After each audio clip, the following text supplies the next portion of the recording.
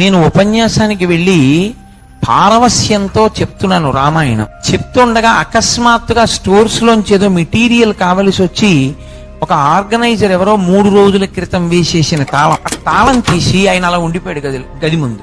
3 రోజుల క్రితం తాళం వేసేసినటువంటి గదిలో ఒక పెద్ద కోతి ఇంత పెద్ద తిలకం బొట్టు పెట్టుకుని అది కూర్చుని రామాయణం వింటోంది.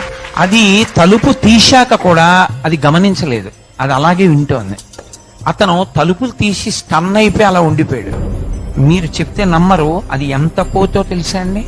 అటువంటి కోతిని నేను కూడా చూడలేదు. నా భార్య కూడా ఉంది ఆ రోజున సభలో. ఇంచుమించుగా ఈ స్తంభానికి ఇంకొక స్తంభమంతిత్తు కోతి. అది కళ్ళు తెరిచి చూసింది ఆ తలుపు తీసిన అతన్ని, సభని చూసింది.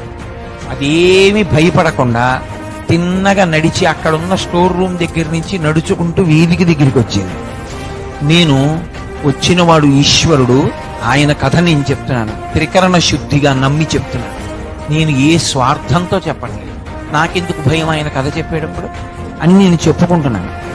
ఆ కోతి వచ్చి కూర్చుంది. అలా కూర్చుని కాసేపు ఒక్క 2-3 నిమిషాలు అలా విని అందరి మధ్యలోంచి గంభీరంగా నడుచుకుంటూ అలా వెళ్ళిపోయింది.